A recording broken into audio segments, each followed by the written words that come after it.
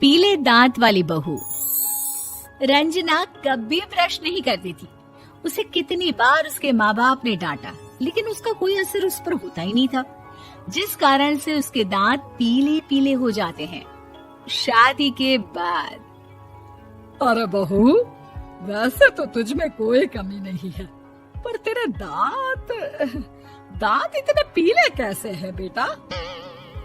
कैसे मतलब? कोई सर्जरी थोड़ी ना कराइए। वो तो क्या नाम, मैं ब्रश नहीं करती थी तो पीले हो गए। अब क्या करूं? आप कहे तो लाल करवा लूं या फिर काले? यार ये क्या है, क्यों माँ से लड़ रही हो? लड़ रही हूँ? अरे मैं लड़ रही हूँ या ये बोल रही है कि दांत पीले हैं, पीले। अरे तपस्या थोड़ी ना की है इन्हें पीले करने के लिए। बकायदा ब्रश नहीं किया है 20 साल तक, तब जाकर। छी, कैसी बात कर रही हो? ये उस वक्त तो पीले नहीं थे जब हम लोग तुम्हें देखने आए थे। अरे तब साफ करवा लिया होगा डेंटिस्ट के पास जाकर। अब देखो कैसे पीले पीले लग रहे हैं। रंजना सास की तरफ गुस्से से देखती है। फिर शुरू हो गई पीले पीले पीले। अरे पीले तो तब भी थे जब मेरे हाथ का रसगुल्ला उड़ा उड़ा कर खा रही थी और बोल रही थी, लड़की नहीं गुणों का खजाना दे रहे भाई साहब आप। खैर, अब वो लोग करते भी तो क्या करते, पीले दांत वाली बहू पल्ले पड़ी थी तो झेलना तो था ही। एक दिन कीर्तन में रंजना गाना गा रही थी। अरे कमला बहन, माँ का द्वार है, यहाँ तो सब शुद्ध होकर आते हैं, फिर अपनी बहू को ब्रश भी नहीं करवाती तुम।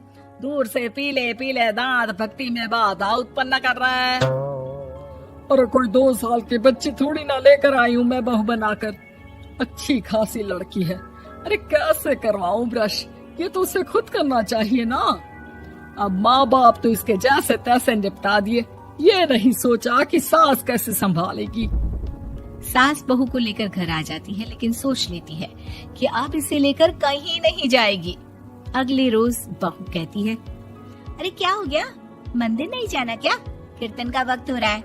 मेरी मधुर वाणी से कान्हा जी जागते हैं और सोते हैं। आप तो जानती है ना उनकी भक्ति में कितना मन लगता है मेरा। वो क्या है ना, तबीयत ठीक नहीं लग रही है मेरी, आराम करूंगी मैं। तबीयत ठीक नहीं लग रही? अभी तो मिथुन के गाने पर नाच रही थी आप, और अब बोल रही है कि तबीयत ठीक नहीं लग रही। अरे भक्ति में मन लगा लो सासू माँ, ऊपर जाना है, क्या मुंह दिखाओगी आप? हाँ? सास को बहू की बात पर गुस्सा आ जाता है। मैं क्या मुंह दिखाऊंगी, इसकी चिंता तो ना कर, समझी? अपने मुंह की चिंता कर, जो ये पीले पीले दांत लेकर हर जगह पहुंच जाती है। पता है लोग कितना मजाक बनाते हैं। ना जी ना, मैं नहीं जाना कहीं तेरे साथ। तो ये बात है, कोई ना, मत जाओ, मैं अपने कमरे में ही बैठकर भक्ति कर लूंगी। ऊपर वाला दांत थोड़ी ना देखता है, मन देखता है, भावना देखता है। और अरे बस बस, तू सब कुछ दिखा, बस ये सफेद चमकदार दांत ना दिखाना किसी को, है? जा यहाँ से। बहू को सास की बात का कोई फर्क नहीं पड़ता, वो तो जैसी थी वैसी ही रह जाती है। सुबह नहाकर किचन में खाना बनाना, फिर खाना खाना, कीर्तन भजन करना और सो जाना। एक दिन, माँ जी मैं सहेली के घर जा रही हूँ, शाम को लेट आऊंगी। हाँ हाँ, तो जाना, मैंने कौन सा तेरी आरती करनी है घर पर बैठकर। रंजना सहेली के घर जाती है, जहाँ वो पार्टी में जाने की तैयारी कर रही होती है। अरे शिखा, कहाँ जाने की तैयारी कर रही है? मैं गलत वक्त पर आ गई क्या? अरे नहीं यार, उल्टा सही वक्त पर आई है। मैंने ये साड़ी और ज्वेलरी निकाली है यार, शाम को इनके ऑफिस की एक पार्टी में जाना है। बताना कैसा लग रहा है ये सब? नहीं यार, इस ड्रेस के साथ तो वो वाली ज्वेलरी अच्छी लगेगी। हाँ हाँ सही बोल रही है, मैंने ध्यान ही नहीं दिया। वैसे तो हमेशा से मस्त फैशन सेंस रखती है।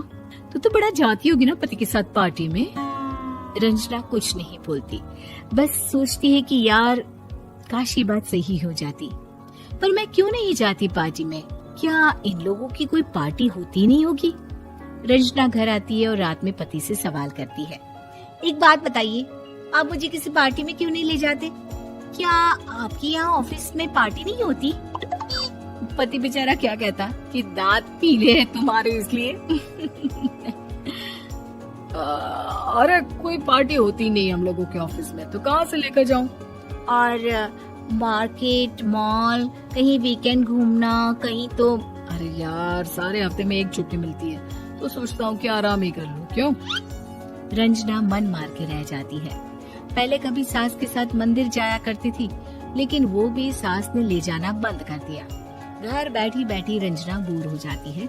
तभी उसे आइडिया आता है और वो मायके जाने का सोचती है। सासू माँ, 2 दिनों के लिए मम्मी के घर जा रही हूँ। अच्छा अच्छा ठीक है, आराम से जा। और हाँ, माँ से कुछ अच्छी आदत सीख कर आना कि कैसे शरीर के हर भाग की तरह दांतों की सफाई भी जरूरी होती है, समझी? शुरू हो गई ना आप। वो लोग आपकी तरह नहीं है कि छोटी छोटी बात का बतंगड़ बना दे। उन लोगों के लिए मैं मायने रखती हूँ, ना कि मेरे पीले पीले दांत। रंजना माँ को बिना बताए उन लोगों को सरप्राइज देती है, लेकिन जैसे ही वो दरवाजे पर पहुँचती है, अंदर देखती है कि घर वाले कहीं जा रहे होते हैं। अब माँ, काश रंजना दीदी के दांतों वाली प्रॉब्लम नहीं होती, तो वो भी हम लोगों के साथ चलती ना बुआ जी की बेटी की शादी में। हाँ बेटा, लेकिन अब उसे कौन समझाए कि उसको उसके पीले दांत नहीं दिखते, लेकिन उसके आसपास के लोगों को कितना एम्बैरेसिंग फील कराते हैं। मुझे तो कितनी बार उसके स्कूल की टीचर ने शिकायत की कि उसके साथ कोई लड़की बैठना भी नहीं चाहती, और ना ही कॉलेज में कोई उससे बात करना चाहता था।